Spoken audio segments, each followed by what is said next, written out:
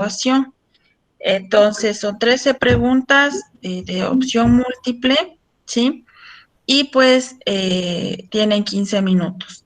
Tener en cuenta, ¿sí? Mucho ojo con esto, que yo les he puesto la prueba de manera secuencial. ¿Qué quiere decir secuencial? Que ustedes tienen que ir respondiendo la pregunta y van pasando. Ustedes no pueden regresar a la pregunta, ¿sí? Entonces, ese es lo que tienen que hacer. Van respondiendo, van pasando, ¿sí? Si es que ustedes quieren regresar, ya no pueden regresar. Entonces, yo les estoy avisando de una vez que la prueba es de manera secuencial, son 13 preguntas, 15 minutos, no necesitan más, ¿sí? Entonces, es igual con respecto a terminología, lo que yo les mandé a estudiar, de acuerdo a eso fui sacando ciertas palabras. El cuestionario en este tiempo, yo ya le desarrollé, entonces ya está igual subido a la plataforma. Pero como ustedes saben, se va a activar desde las 6 de la tarde hasta las 10 de la noche, ¿sí? ¿Está claro? Sí, dicen. Ya. Listo, chicos. A ver, antes de empezar voy a hacer un juego, ¿sí? La persona que me ayude resolviendo este juego, esta situación, va a tener un punto extra a la prueba, ¿sí? Entonces, verán, les presento. Aquí tengo una hojita, ¿sí? Con 9 personas dentro de un cuadrado, ¿sí? Quiero que ustedes, utilizando 2 cuadrados, ¿sí? Dentro de ese cuadrado, les pongan a cada uno en su casita. Cada uno necesita su casita, ¿sí? Entonces, utilicen 2 cuadrados dentro de este cuadrado para que cada uno tenga su casa. Sí, son 9 personas de manera individual porque todos están en un solo conjunto. Ahí les dejo para que dibujen en sus cuadernos y tienen 5 minutos.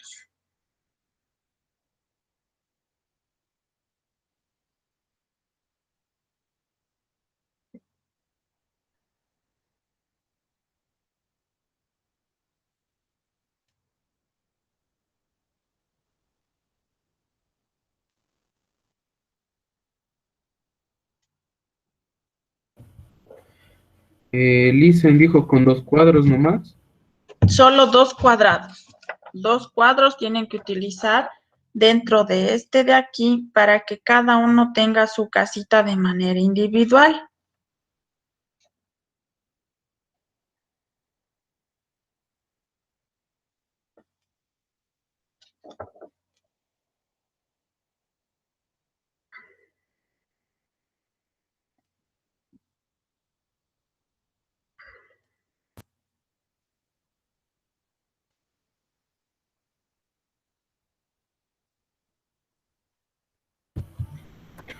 Listen, yo ya le hice, pero no sé si esté bien. A ver, ¿puedes encender tu Supuestamente, cámara e indicarme cómo tú lo hiciste? ya, supuestamente eran 2 cuadros, pero no sé si estoy bien porque están 3, mírele. No se ve ahí. No, no le veo, sale el reflejo de la luz, creo, de tu casa. A ver. A ver,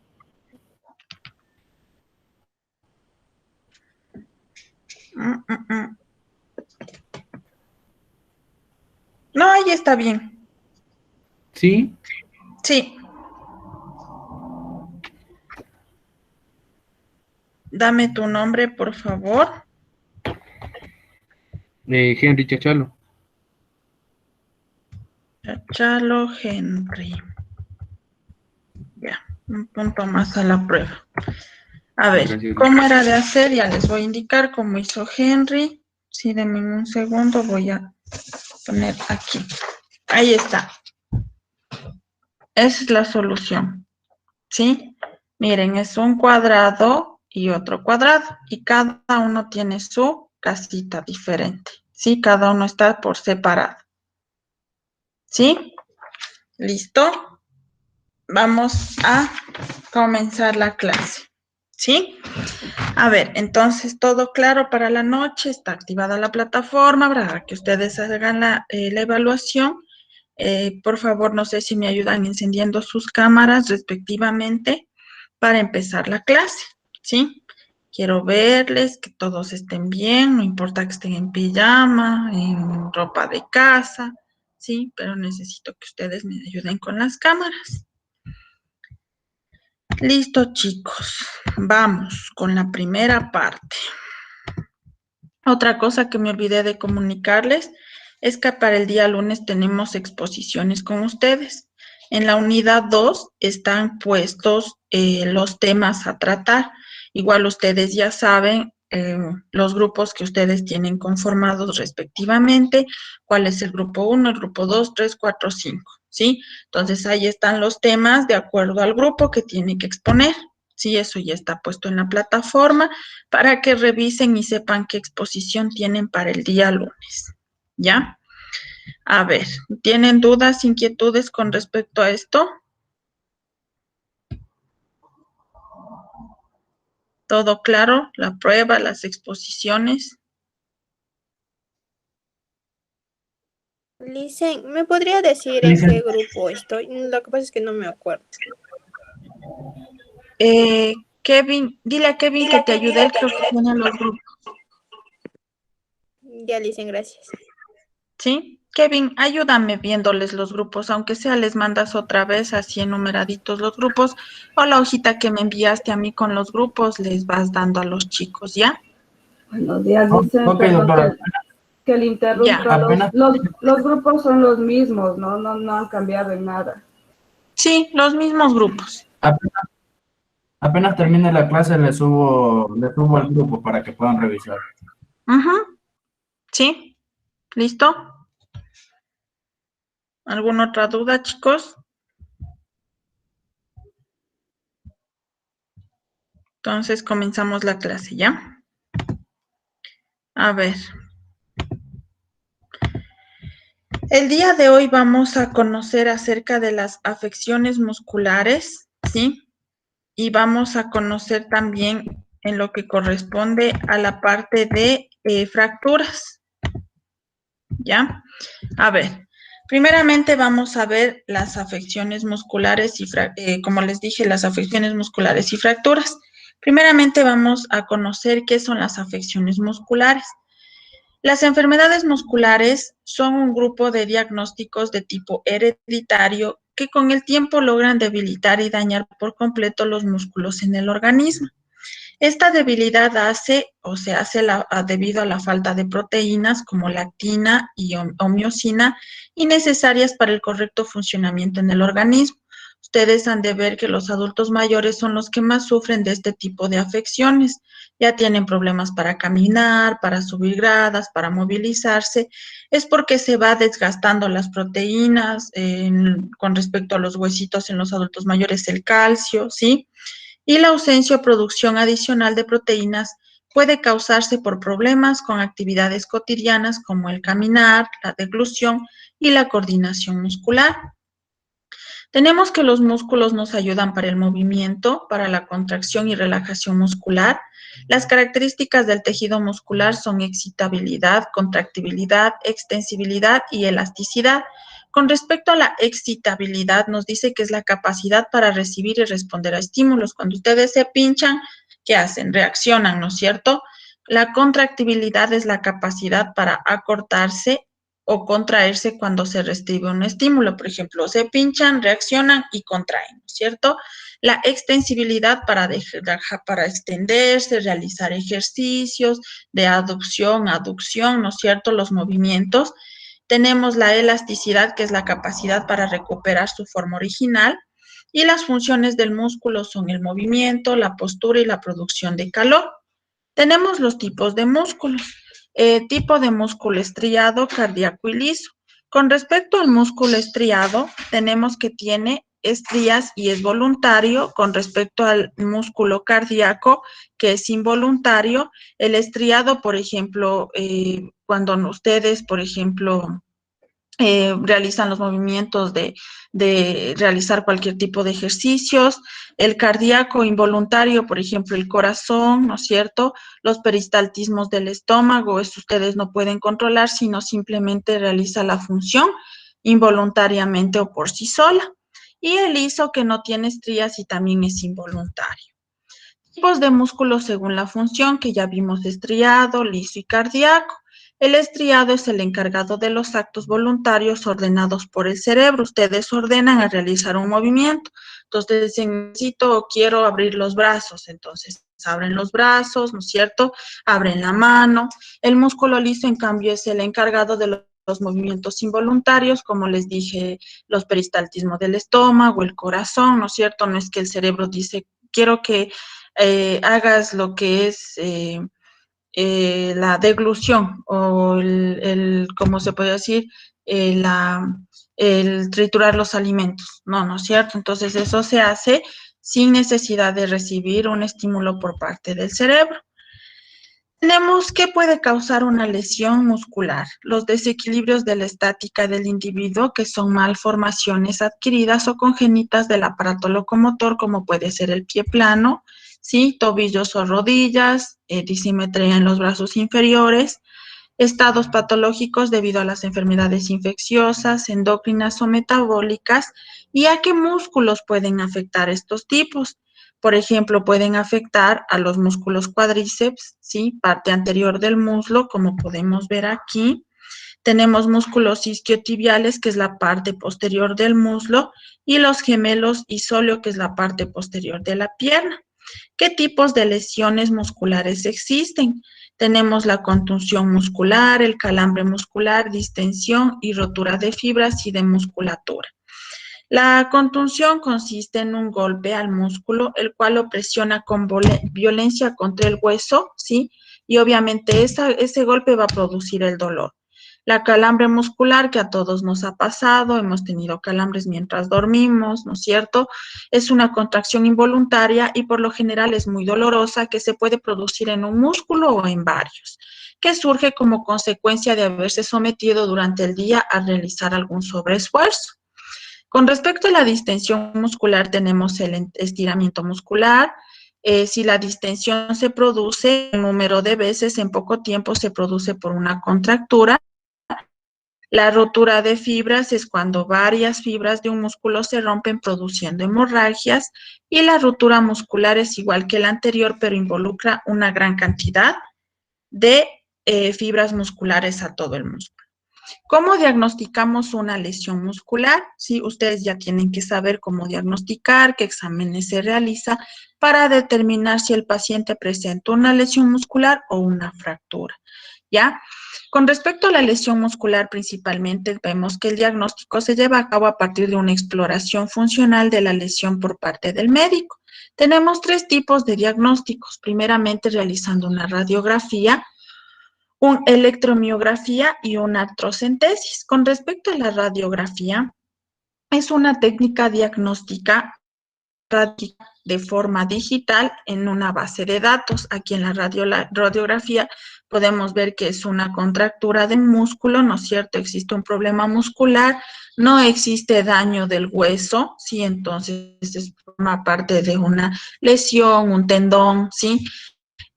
Con respecto a la electromiografía, es la técnica del registro gráfico de la actividad eléctrica producida por los músculos esqueléticos. Se conecta a unas, como se podría decir, como por ejemplo esos aparatos que se utiliza para el corazón, como el electrocardiograma, pero en los músculos, y de acuerdo a los peristaltismos o los movimientos que realice el músculo, pues obviamente se va a producir lo que es un informe en el aparato, en la computadora, de acuerdo a los movimientos que realiza el cuerpo.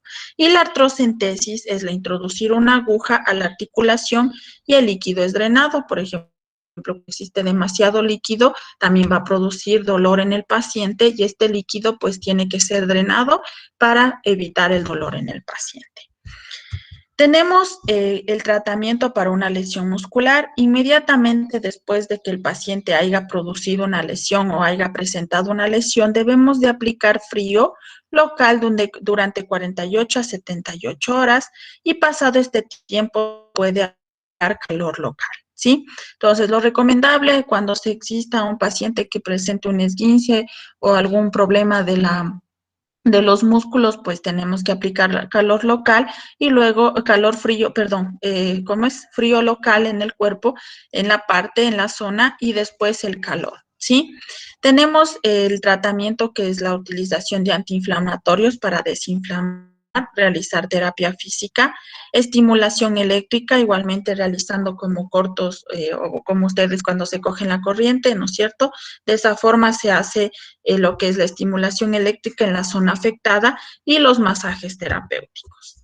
Tenemos igualmente tipos de afecciones musculares que afecta a la parte o a la situación en la ciática, enfermedad de Paget, fibromialgia y también la gota.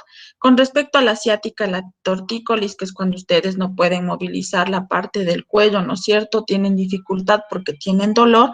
Tendinitis, que afecta a los tendones, ¿sí? Escoliosis, igualmente que forma parte de la ciática, la fibromialgia, que es un síndrome de túnel de Viano, artritis reumatoide, ustedes han visto los pacientitos que tienen deformidad en los huesos, y con respecto a la gota, la artrosis o la hernia inguinal o la lumbalgia, que la lumbalgia es lo más común en personas que somos personal de salud por la fuerza que realizamos. Tenemos la distrofia de Duchenne, que nos habla que es el más común en los niños, afectando en la mayoría a los varones. ¿Cuáles son los signos y síntomas? Dificultad para caminar, pérdida de reflejos, adelgazamiento del hueso, pero hinchazón, como ven en la imagen del músculo. Sí, esto no quiere decir que sea el hueso que creció, sino la hinchazón del tamaño del músculo. Deterioro leve mental, problemas de deglución, debilidad de pulmón y dificultad para caminar. Con respecto a la congénita, nos dice que a menudo que los síntomas se reflejan entre el nacimiento y la edad de 2 años. En esta etapa los padres comenzarán a notar que las funciones motoras y el control muscular no están desarrollándose como deberían. Estos síntomas que incluyen mal control motor, debilidad, escoliosis, problemas respiratorios, problemas de hablar y dificultad para tragar. Es cuando los niños no tienen, o los bebés, desde bebés se les ve que no tienen esa resistencia que todos tenemos o la musculatura bien compacta para poder mantenernos firmes, ¿sí? Tenemos la distrofia muscular de Becker, nos habla que es un poco más leve que los anteriores, afecta comúnmente a los varones y se produce principalmente en los brazos y piernas. Los síntomas aparecen entre los 10 y 30 años, como pueden incluir caídas frecuentes, problemas para levantarse del piso y calambres. ¿Por qué? Porque ustedes que la parte de los bracitos o de las piernas donde nosotros apoyamos nuestra fuerza son delgaditos, ¿no es cierto? Y no nos van a permitir tener esa fuerza para apoyar nuestro cuerpo. La poliomielitis es una enfermedad producida por el virus del polio que se transmite de persona infectada a persona sana por medio de secreciones respiratorias o por vía orofecal. El virus afecta principalmente al sistema nervioso, destruyendo todas las células motoras que impiden que se realicen los impulsos nerviosos y que lleguen a estos, produciendo una atrofia muscular y parálisis aguda flácida. La lumbalgia, lo que les decía, que es la más común en personas como nosotros, personal de salud, porque este tipo de enfermedad se presenta por realizar demasiado peso, cambios de posiciones de paciente, movilización de paciente encamado, se va a presentar la lumbalgia, ¿no es cierto? Porque afecta a los 2/3 de la población, sí, que la mayoría padece lumbalgia a lo largo de su vida. La lumbalgia es el dolor localizado entre la última costilla, ¿sí? Y la parte inferior glútea. Clasificación aguda, subaguda y crónica. Aguda, que es la aparición luego de los 6 meses de no tener dolor, y la duración es menos de 6 semanas. La subaguda, duración entre las 6 semanas y 3 meses, y la crónica, más de 3 meses de duración y con exacerbaciones hiposódicas dentro de los 6 meses. La lumbalgia, como les dije, es el dolor localizado en la parte o en la zona inferior o baja de la espalda, cuyo origen tiene que ver con la estructura musculoesquelética de la columna vertebral. Estas son las posiciones con las que el paciente debe realizar las actividades para dormir, es cierto? No tiene que estar hecho un gusano, ¿no es cierto? Cruzado la pierna por un lado, por otro, sino de una manera recta y elevando las piernitas para que nos ayude a tener una postura adecuada para la cintura. Para alcanzar un objeto, subirse, si es pequeño, subirnos a una gradilla para alcanzarla y no estirarnos mucho. Sentarnos arrimándonos con la espalda hacia el espaldar de la silla, ¿sí? Para la computadora igual, ¿sí? Y pues la lumbalgia, los síntomas comunes son dolores fuertes o sordos en la parte inferior de la espalda, espasmos musculares, ¿sí? Y el área localizada que es dolorosa la palpación. Si le tocan al paciente en la espalda, le duele. No puede igual enderezarse, tiene que caminar así como agachado porque al enderezarse le va a doler. Cuando acude al médico, ¿y cuándo debe de acudir el paciente al médico? Cuando presente fiebre y escalofríos, pérdida de peso, piernas débiles, incontinencia intestinal y dolores abdominales fuertes y continuos. La lumbalgia es la primera incapacidad. El dolor se presenta en la parte inferior de la espalda al levantar algo pesado después de realizar movimientos repentinos. Ahora vamos a ver el sistema esquelético. El esqueleto humano es el conjunto de huesos que proporciona al cuerpo humano una firme estructura como la locomoción, la protección y a excepción del hueso oides que se haya separado del esqueleto. Todos estos huesos están articulados entre sí y unidos por los ligamentos, tendones, músculos y cartílago. Aquí tenemos el sistema óseo, como ustedes igual ya conocen en morfofisiología, ya vieron el cráneo, ¿no es cierto? Las costillas, la columna vertebral, miembros inferiores, la cintura, ¿sí? Entonces, ya, continuamos. Tenemos igualmente aquí los huesos largos, cortos, planos, ¿sí? Aquí tenemos los tipos de fracturas. Tenemos fracturas abiertas y fracturas cerradas. Tenemos los tipos de fracturas y las diferentes clases de fracturas que existen, ¿sí? Tenemos desplazada, ¿sí? Que es cuando se desplaza. No desplazada, cuando está la fractura, el hueso unido, pero se presenta unas, ¿cómo se podría decir? Unas prominencias, que quiere decir que está fracturado. Tórica, cuando existe una elevación por parte del huesito. Tallo verde, que como ven en la imagen. Lineal, cuando dentro del hueso existe un rompimiento. Simple, igualmente, que no se desplaza, pero existe un espacio entre el huesito. Abierta, cuando ya se expone a la parte de afuera. Cerrada, cuando es adentro mismo, sin no comprometer la piel. Segmentada en diferentes partes y con minuta, cuando se hace como cuando ustedes rompen un cristal, se hace así pequeñitos. Aquí tenemos fractura transversa, y como pueden ver en la imagen, ¿sí? Que es así, cuando el hueso se corta entre sí. Ala de mariposa, cuando existen algunas así de esta forma, ¿sí? Oblicua, de esta forma, y el huesito va a quedar así, ¿sí? Impactada, es espiroidea, ¿sí? Con minuta, segmentaria en tallo verde y parcelar. Estos son los tipos de fractura que existen. Cuando ustedes vean la imagen, ya van a ver, al observar en la imagen de parte del paciente el hueso, van a ver ya los diferentes tipos de fracturas, ¿sí? Tenemos los tipos de fracturas, que es abierto-cerrada. La cerrada no existe comunicación entre el hueso y el exterior del cuerpo, quiere decir que la fractura queda dentro del cuerpo. Y la abierta, pues como pueden ver en la imagen, es cuando ya compromete a la piel, al músculo y al resto del cuerpo. ¿Qué es una fractura ósea? Es un cambio en la forma normal del hueso como consecuencia de la aplicación sobre el mismo de una fuerza superior a la que ésta se pueda resistir. ¿Qué causa una fractura del hueso? Las causas para un hueso pueden ser muy variadas, como el traumatismo directo, por ejemplo, un martillazo. Si ustedes se martillan, el traumatismo va a ser directamente donde recibieron el golpe. Indirecto, al caer, ustedes colocan la mano y se va a fracturar el hombro. Por el peso que realiza, va a ser un choque y va a producirse en el hombro la fractura. Patológica, por ejemplo, pacientes con cáncer, que como se ve en su estructura se va debilitando por fatiga, fractura de un dedo del pie cuando un corredor entrena para una maratón, ¿sí? Cuando se estresan, se esfuerzan mucho, se fracturan de la desesperación y es por esto, ¿sí? Tenemos los tipos de fractura en función de la violencia de la fuerza que los genera, por ejemplo, fracturas de alta energía, como los accidentes de tránsito, y de baja energía, la fractura de cadera por osteoporosis, ¿sí? La energía cuando se hace fuerza, y de baja energía cuando por el pasar del tiempo, la edad, se puede producir por la osteoporosis una fractura. Los tratamientos para una fractura.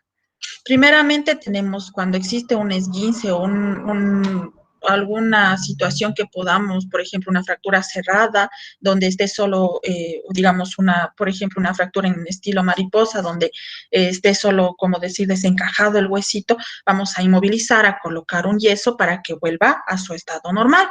Cuando existe ya lo que es una fractura conminuta, como ven así ya como pedacitos chiquititos, necesita la aplicación de tutores. Estos equipos que ven aquí como fierritos son tutores que van a colocarse en la parte interna del cuerpo o del miembro que fue fracturado para poder volver a unir esas partes chiquititas, ¿sí? Y de la colocación de prótesis o de, por ejemplo, los implementos clavos, ¿no es cierto?, para poder volver a unir el hueso, la inmovilización, ¿sí?, el uso de cabestrillo, incluso la cirugía, y en casos extremos, ¿sí?, el uso de cabestrillo, incluso la cirugía, y en casos extremos tenemos la amputación.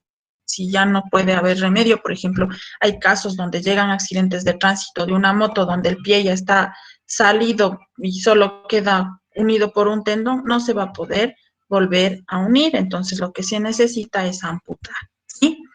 Tenemos los tipos de vendajes: rígido, circular, espiral en 8, vendajes de espiga, de envuelta recurrente y capelina. ¿Cuáles son las recomendaciones para un vendaje? No dejarlo muy apretado porque puede lastimar al paciente, puede tapar la circulación de sangre y puede haber una necrosis en la piel. Después, en la próxima presentación, les haré con más detallado acerca de los vendajes, cómo se realiza, ¿sí?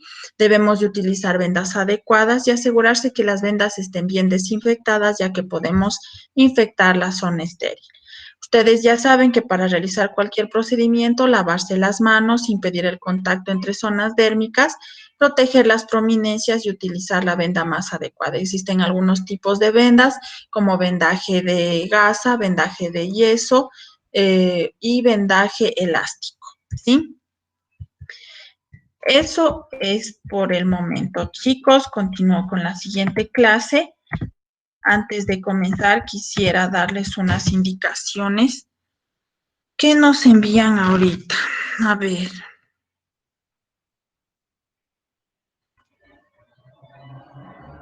Ya. A ver, chicos, el día 10 de febrero, o sea, sería el próximo miércoles, nosotros ya retomamos lo que es las clases de manera presencial, ¿sí? De acuerdo a los horarios que están estipulados, que yo les mandé igualmente, de acuerdo a esos horarios. Ustedes tendrían lo que es la parte presencial los días, a ver, lunes y miércoles, ¿sí? Lunes y miércoles, ¿no? ¿Está claro? Licenciado, Sí, dime. entonces ya vamos a ingresar a clases, entonces ya vamos A a ingresar a clases clases presenciales. presenciales. Ajá. Ustedes el día lunes 8, que tenemos la clase con ustedes, ¿sí? Porque ahorita me envían este mensaje en el grupo de los docentes del ITCA. Ustedes el día lunes tendrían la clase de manera virtual y el día miércoles ya iríamos a la parte presencial. ¿Sí está claro? Sí, licenciado, muchas gracias. ¿Ya? Listo. Eso nada más les quería informar. Continuamos con la clase, ¿sí? A ver. Vamos a ver acerca de las quemaduras, ¿sí? Las quemaduras nos dice que es una lesión producida por un agente físico, químico, que se produce a una leve afectación del tegumento superficial hasta la destrucción total de los tejidos implicados, ¿sí? La quemadura puede darse por agentes físicos o agentes químicos. Los agentes físicos, por ejemplo, aquí está el calor, que puede ser sólido, líquido o la llama. El sólido, contacto directo con fuentes de calor profundas y de poca extensión. El líquido, como las escaldadoras, líquidos inflamables como el petróleo, el alcohol, la gasolina, y en estos casos no debemos de aplicar agua. Y con respecto a la llama, el agente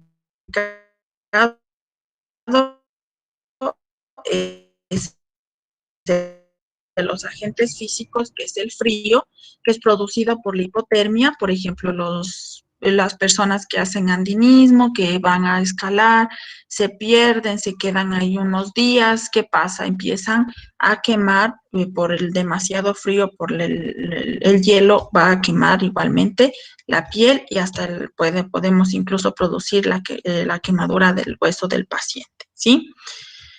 La electricidad, que es otro punto que nos habla que es por medio de la atmosférica, industrial y terapéutica, atmosférica por la presencia del rayo que produce parada respiratoria y la muerte espontánea o inmediata del paciente, ¿sí? Cuando al paciente le cae un rayo por una tormenta de lluvia o lo que sea, el paciente va a morir inmediatamente porque las quemaduras se realizan de forma interna, no se va a ver nada y va a producir un paro cardíaco al paciente. Tenemos las radiaciones como los rayos solares, rayos ionizantes como RX, radioterapia, energía nuclear.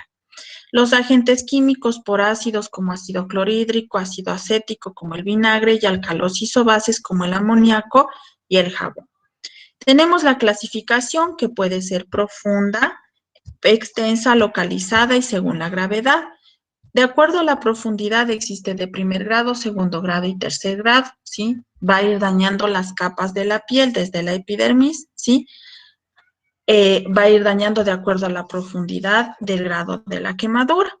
Tenemos la extensión, que puede ser en adultos y niños, y localización y gravedad. Profundidad nos dice que la evaluación inicial de la profundidad de las quemaduras es difícil por el carácter dinámico que presentan entre las primeras 48 a 72 horas. La quemadura del primer grado va a dañar a la epidermis, la de segundo grado a la dermis y la de tercer grado a la hipodermis, ¿sí? Incluso en la de tercer grado ya puede dañar hasta el hueso, ¿sí? Ya vamos a ir viendo cada una de ellas. En el primer grado, como decimos, la afectación es la epidermis, la apariencia es la presencia de eritema o una leve inflamación o color rojizo en la piel, el dolor es intenso, ¿sí? Además, presencia de picor. Curación espontáneamente entre 4 a 5 días y no deja secuelas. Por ejemplo, cuando ustedes se van a la playa, se asolean, lo primerito, la quemadura. La quemadura de primer grado, cuando solo se presenta enrojecimiento de la piel, como podemos ver aquí, y solo daña a la epidermis, ¿sí? De segundo grado superficial, ¿sí? Tenemos la afectación, que es la dermis superficial papilar, y se conservan los folículos pilosos y glándulas sebáceas. Y si se infectan, puede aumentar en profundidad. ¿Cuál es la apariencia? La presencia de flictenas o ampollas, que son el resultado del edema subyacente. El dolor, que son muy dolorosas, y la curación entre 15 a 20 días si es que no se contamina. ¿Cuál es lo recomendable cuando el paciente presente esta presencia de flictenas o como es de flictenas o ampollas? Lo principal que tenemos que hacer es reventar esos flictenas, no dejarle ahí, no, pobrecito, le va a doler. Tenemos, pero que esto hacerlo con un equipamiento estéril, guantes estériles, las gasas, solución salina para limpiar, ¿sí? Los implementos o el equipo, y reventamos y vamos limpiando. Y la curación tiene que ser diaria para evitar la contaminación o la infección de este tipo de quemadura. Tenemos de segundo grado profundas, que la afectación es la dermis profunda, que alcanza la dermis reticular y se afectan los folículos pilosos y las glándulas sebáceas. La apariencia es pálida, moteada, dolor poco, en algunas áreas es anestesiada y la curación es más de 35 días. Aquí podemos ver un ejemplo de la quemadura de segundo grado con la presencia de flictenas o las ampollas, sí, que tenemos que reventar para que se cure el paciente, o si no, no se va a curar. y la de tercer grado, la afectación en su totalidad del espesor de la piel e incluso a las estructuras subyacentes, que es el tejido subcutáneo, músculos y huesos. La apariencia, la presencia de escara, dolor, ya se vuelven indoloras por la destrucción completa de las terminaciones nerviosas. La curación por sí misma no tiene capacidad de regeneración y requiere cirugía precoz. ¿Para qué?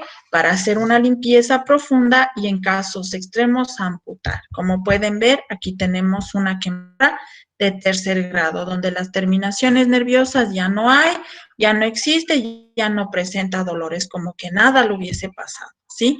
Y obviamente en estos casos la amputación, porque ¿qué hacemos con ese tejido muerto? Eso va a infectar más, se va a seguir subiendo la infección, así que lo mejor es cortar, porque ya afecta al hueso, al músculo y a todo.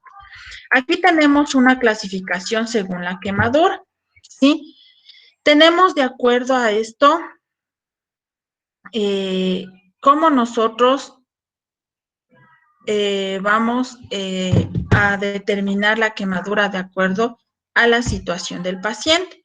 Por ejemplo, la cabeza y el cuello viene a contabilizar un 9%, el tórax igual a un 9%, el abdomen un 9%, la espalda superior en la parte posterior el 9%, espalda inferior posterior el 9%, tenemos lo que es los miembros superiores, inferiores en un 18%, los superiores, inferiores en un 36%, que viene a ser 18 por cada lado o 9 por cada lado, que nos da 18 y 18 y 18, 36. Y los genitales un 1%. Entonces, si el paciente llega a la casa de salud quemado los brazos, ¿cuánto tendrá de? Entonces, ustedes le dicen al médico, el paciente presenta una quemadura con un 18% de su cuerpo, ¿sí? Entonces, que el médico dice, los dos brazos están quemados, ¿sí?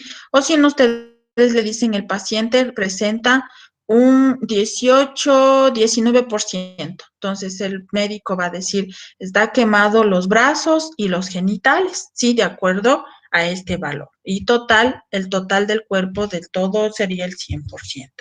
La localización, zonas de afectación grave como la cara, las manos, los pies, genitales, orificios naturales, articulaciones y zonas de flexión.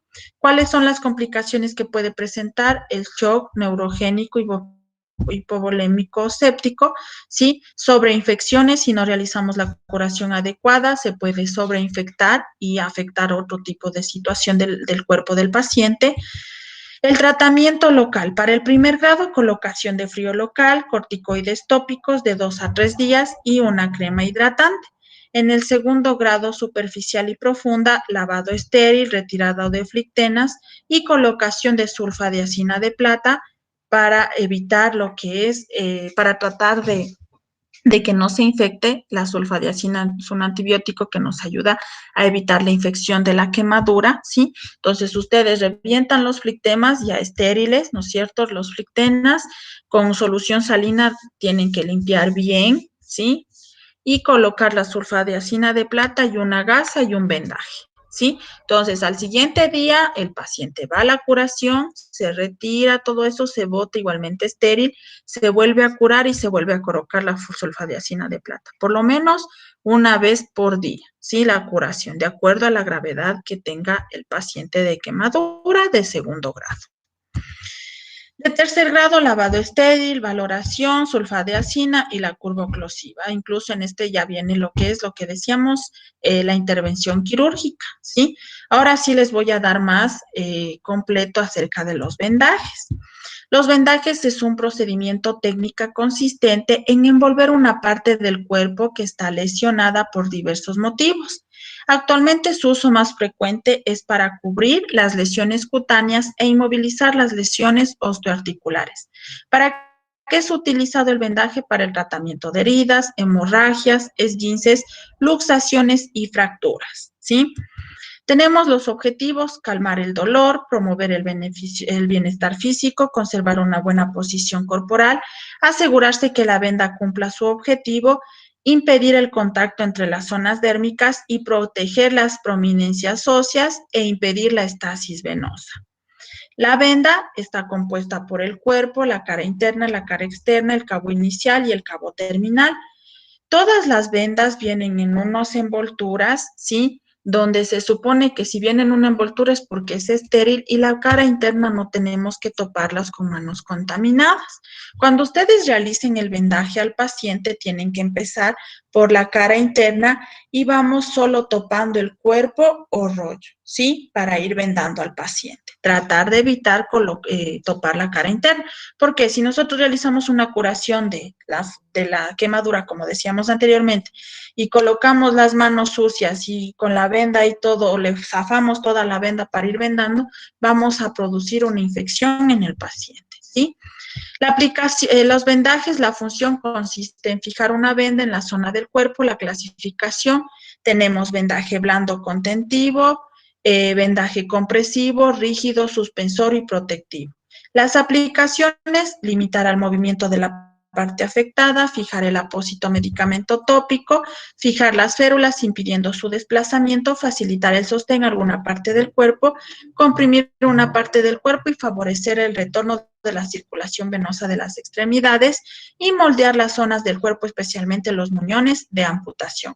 Las formas de vendaje: vendaje circular, espiral, en 8 y recurrente. Circular, espiral, en 8 y recurrente, que se utiliza en los muñones, ¿sí? Cuando existe una amputación, o en la cabeza. Ya vamos a ir viendo. Principios generales para la aplicación de una venda. Primeramente, la parte que se va a vendar debe de colocarse en una posición cómoda tanto para el personal de salud que va a realizar el procedimiento y tanto como para el paciente. Debemos de elegir un tipo seguro y sencillo de vendaje, el que más convenga según las circunstancias y la región a vendar. El cabo inicial debe de fijarse con unas 2 o 3 vueltas circulares, lo que dará comienzo al vendaje. Y la forma correcta de vendar es desde la forma proximal, desde la forma distal hasta la parte proximal, ¿sí? Revisar los dedos de los pies o de las manos. Si vamos a vendar la mano, dejar siempre libre los deditos, las puntas de los deditos de las manos o las puntas de los deditos de los pies para controlar la temperatura. Si se vuelven azulados es porque está demasiado comprimida la venda, ¿sí? Igualmente ver si presenta frío, si existe una buena circulación. El vendaje circular se realiza envolviendo un segmento a manera de anillo, ¿sí? De esta forma, en el mismo lugar, ¿sí? Se utiliza para sostener un apósito en una región cilíndrica del cuerpo frente a miembros superiores e inferiores. Si me quemo en esta zona de aquí, voy a colocar el apósito antes de la venda y luego la venda solo en ese lugar. No tengo por qué vendarle todito el brazo si solo el problema se encuentra aquí, ¿sí? El vendaje en espiral se emplea con una venda elástica o semielástica porque se puede adaptar a la zona a la que se va a vendar. Como dijimos, existen vendas elásticas, vendas de gasa y vendas de yeso.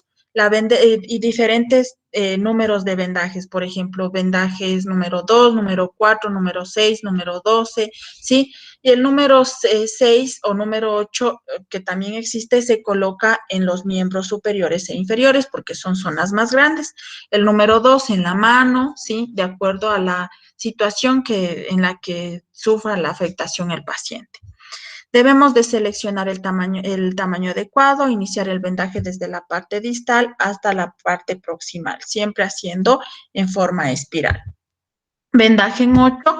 Esta técnica se aplica en las articulaciones como en los tobillos, la rodilla y el codo para sujetar y para inmovilizar.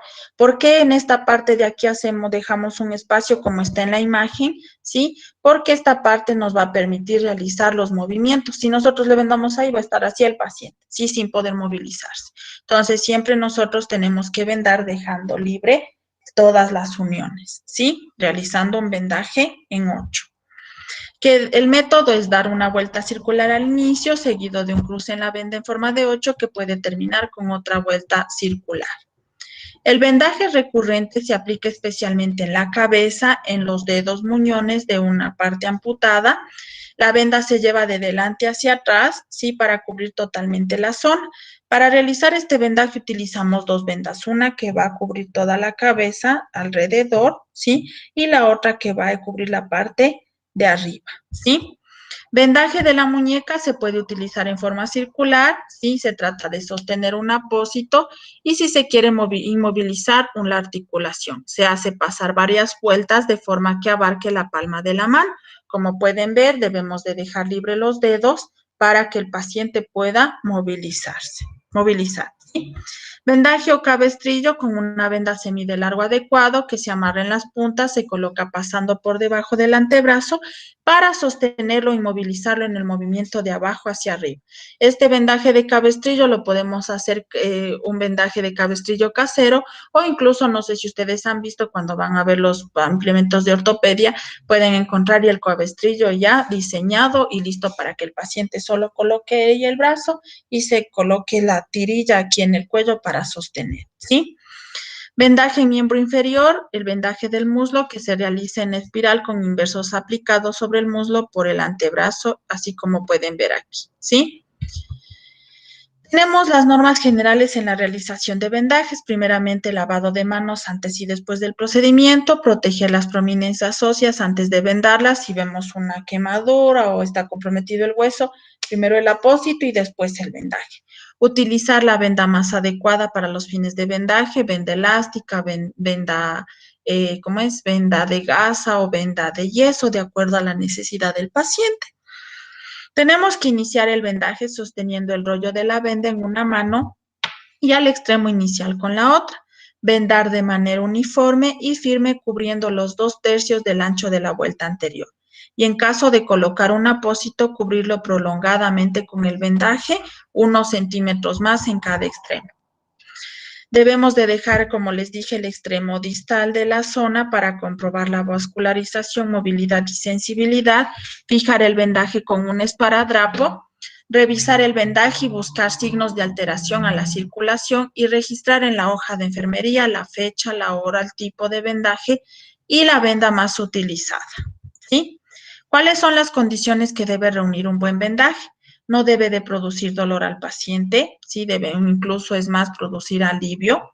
Debe de quedar firme, no debe de ser muy voluminoso, no voy a coger una venda y estar ahí mismo y dejarle ahí, ¿no es cierto? Los miembros deben de vendarse comenzando desde la extremidad, o sea, la raíz, para dificultar la circulación a través de las venas. Si el vendaje es en una extremidad, si fuera posible, debemos de dejar los dedos descubiertos para comprobar si no hay excesiva presión, ¿sí? E igualmente, ¿cómo determinamos esto? Si los dedos no se hacen fríos, ¿no es cierto? Tenemos el pie diabético, ahora que también corresponde a las heridas, a los vendajes, ¿sí? Ustedes saben que la diabetes es una enfermedad en la que los niveles de glucosa en la sangre son muy altos, sobre los 100 mg sobre dl, ¿sí? Entonces, los valores normales de la glucosa es 90-100, ¿sí? Si el paciente sobrepasa sobre esto, quiere decir que es diabético, ¿no es cierto? Entonces, el pie diabético es un signo que puede presentar el paciente que presenta diabetes, ¿sí?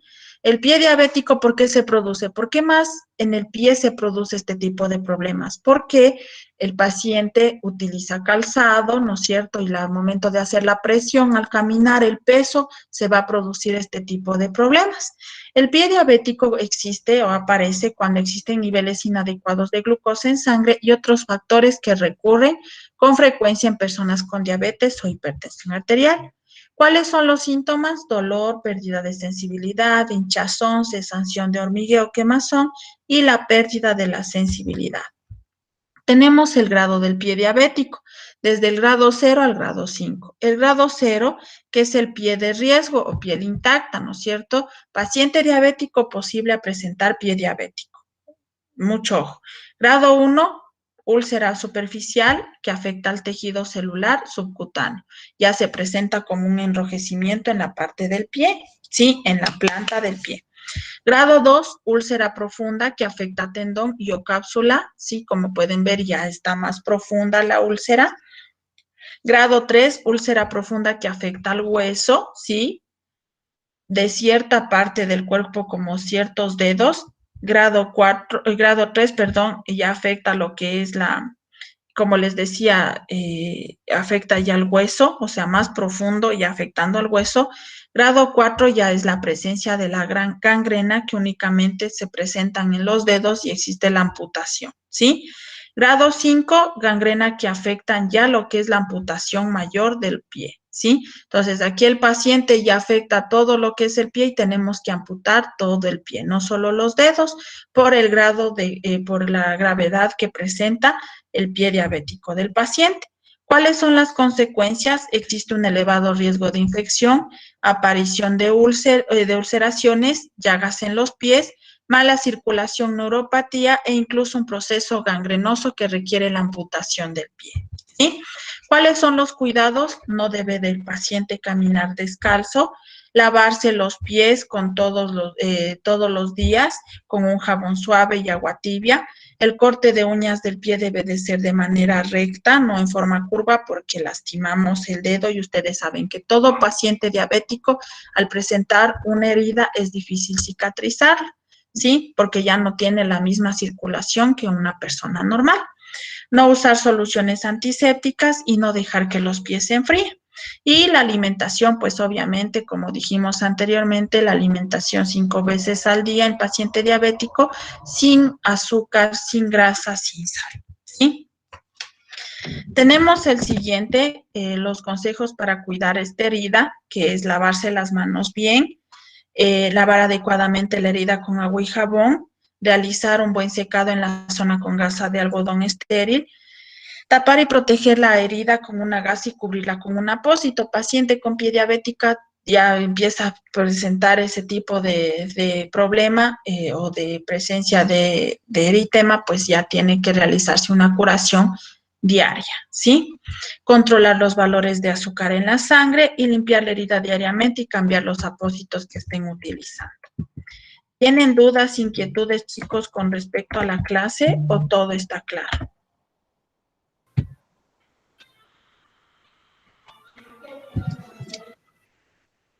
Está claro, licenciado.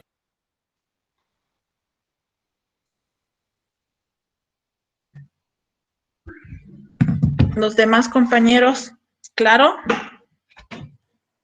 Listen. Sí, dicen. Ya. Sí, Lisan. A ver, entonces, vuelvo a repetir, miércoles volvemos a clases, ¿sí? De acuerdo al horario que tiene el compañero presidente, ¿sí? Los días que tenemos clases, solo esos días nos acercamos al instituto, así como siempre hemos hecho. Para el día lunes las exposiciones que están pendientes, que ya les dije que está ya colocado en la plataforma respectivamente. El día lunes daré indicaciones y tenemos que llevar algunos implementos para realizar ciertas actividades que obviamente necesitamos realizarlas en aula, ¿sí? Con respecto a la práctica. Y el día de hoy en la noche, desde las 6 hasta las 10, estará activada la prueba, ¿sí? ¿Tienen alguna duda? Dicen, la prueba es sobre el glosario nomás, ¿no? Sobre el glosario, nada más. Ya, dicen, gracias. ¿Ya? Voy a tomar la lista, por favor. Almeida Araceli.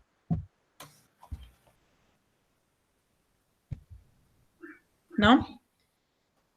Álvarez Dayana.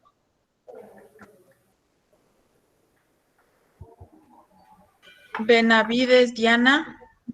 Presente. Chachalo Henry. Presente. Chamorro Nayeli. Presente. Coyaguazo Natalie. Presente. Cueva Natalie. Presente, Listen. Figueroa Jessica. Presente, Licen. Guevara Jessica. Presente, Listen. Ibujés Juliana. Presente, Licen. Lomas Juliana.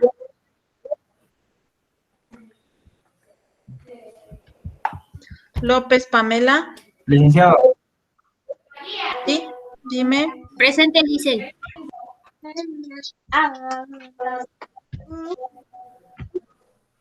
¿Alguien me iba a decir algo?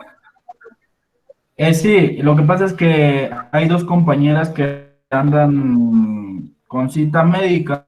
Ellas apenas me envían el certificado, yo se lo hago llegar a usted para que pueda justificar, por favor. Exacto, ajá, que me ayuden con el certificado y yo les justifico la falta, ¿ya? Licen, ¿Sí? a mí me nombró, pero no pude activar el micrófono rápido, entonces no le dije ¿Nombre? presente. Álvarez Dayana. Álvarez Dayana, listo. ¿Alguien más que haya nombrado? Shaden Almeida. Almeida, ya, listo. Entonces, lo más Juliana, Males, Melisa, Presente. Mayanquer, Presente. Diana, Presente, Lisa. Mira, Diego, Presente, Lisa. Morales, Dayana, Presente, Lisa.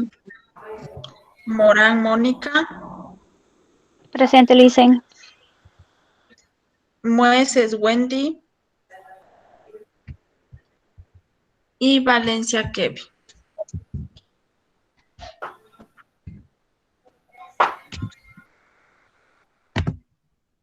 Listo, chicos, entonces nos vemos el día lunes. Que tengan un excelente fin de semana. ¿No tienen dudas, inquietudes, seguros? ¿Todo claro? Con respecto a la clase, con respecto a la prueba, con respecto a la parte cuando vamos a volver a la clase, con respecto al trabajo en grupo. Licen, una pregunta.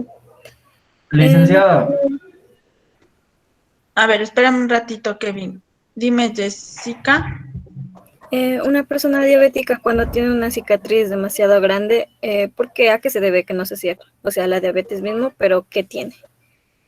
La diabetes, a ver, la diabetes, ¿qué va a producir? Va a producir una mala circulación, ¿sí? O una mala cicatrización, porque ya no va a realizar el proceso que todos nosotros normales sin diabetes realizamos. Por ejemplo, ¿qué pasa? Cuando tú te cortas, máximo 2, 3 días ya te cicatriza, pero una persona diabética no va a presentar y ese proceso interno de la circulación, del proceso de cicatrización, incluso ellos para cicatrizar cualquier herida se va a demorar demasiado tiempo. Es por eso que con ellos hay que tener muchísimo cuidado con que se lastime. Entonces, es por la situación de la circulación, de la parte funcional de su cuerpo, ¿sí? Porque la sangre, el azúcar en la sangre del paciente ya no realiza la misma actividad se podría decir, las funciones de eliminar el azúcar que no necesita y todo este proceso. Por eso se produce. Entonces, ustedes, paciente diabético, a cuidarle si es posible que ni siquiera se roce, porque ellos tienen problemas de cicatrización por la Sí, se parte demora funcional. full tiempo también para cerrar eso también. Exacto. Entonces, con ellos, algunos, si tienen suerte y Dios es grande, se les cierra. Hay otros que no se cierra y tienen que tener curación de por vida. Sí, incluso se puede infectarse, pues como vieron en el pie diabético, se va haciendo más grande, más fuerte y ya incluso afecta al hueso y ya tienen que amputar. ¿Sí? Ya, Licen, gracias. ¿Ya? Ahora sí, Kevin, ¿qué me ibas a decir?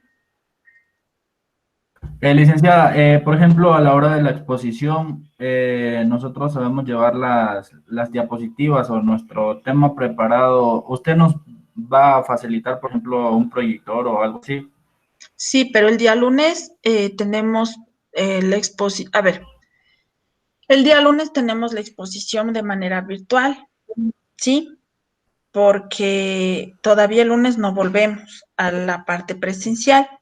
Si por A o B llegara a pasar algo, yo les comunico si realizaríamos el día miércoles, pero lo que yo más quisiera es que ustedes hagan la exposición el día lunes para el día miércoles dedicarnos en sí a la práctica, Entonces yo el día lunes les daré igual las cosas que tienen que llevar, por ejemplo, vendajes para hacer vendajes, toma de signos vitales, tendidos de cama, si es posible tratar de reforzar un poquito esa situación.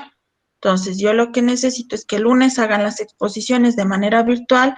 Ustedes igual proyectarán sus diapositivas, así como lo hemos venido haciendo, que ya hemos tenido una exposición anteriormente, ya saben cómo trabajamos de esta forma.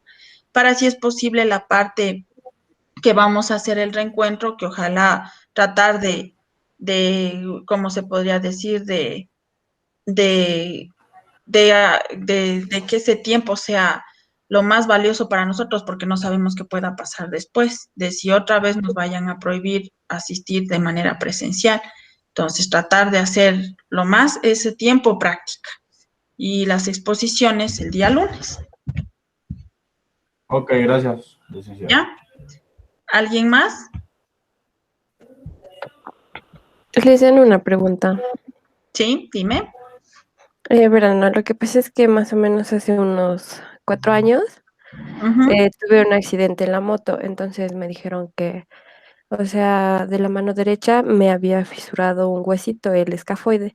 Entonces me dijeron que tenía que hacerme poner unos tornillos, pero, o sea, yo no accedí a eso y hoy en día, o sea, no puedo hacer fuerza porque me sabe doler horrible la mano. Entonces, lo que quiero saber es que si tal vez, o sea, a futuro no puedo tener problemas más grandes. Verás, lo recomendable es que te hagas la cirugía, ¿sí? ¿Por qué? Porque no es que te vayan a dejar ¿cómo es?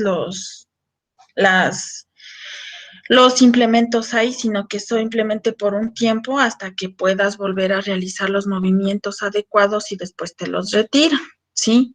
Entonces tú sí vas a tener más problemas porque, por ejemplo, ahorita con pequeña fuerza te duele. Imagínate cuando ya vaya pasando el tiempo y tú cumplas lo que es ya o entres a la etapa del adulto mayor. Tú sabes que a los viejitos les duele todo. Y a lo menos tú si ya vas con este problema a esa etapa, vas a tener mayor problema que incluso después ya no vas a poder realizar incluso ya ni movimientos con esa mano. Entonces, lo recomendable es que te hagas la cirugía ahora que estás a tiempo para corregir ese problema. Ay, Alice, gracias. ¿Alguien más, chicos?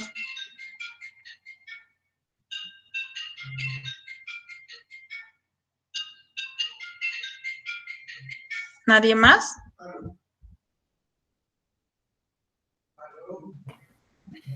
Listo, entonces, creo que todo está claro. Entonces, por favor, no se olviden de dar la prueba, ¿sí? Verán que les aviso con tiempo, de 6 a 10. Después no me dirán no alcancé, es que no tuve tiempo, porque ya saben que en cuestión de elecciones, hacerlo a tiempo. Y revisar la plataforma para la tarea, ¿sí? Listo, chicos. Un gusto haber trabajado con ustedes. Les mando un fuerte abrazo. El día miércoles ya nos vamos a ver de manera presencial. Cualquier duda, inquietud, le avisan a Kevin, él me comunica. Él siempre está pendiente de ustedes, al igual que cualquier situación yo le comunico a él y él inmediatamente les avisa, ¿sí? Listo, chicos, gracias. Gracias, Hasta licenciada. luego, licenciada.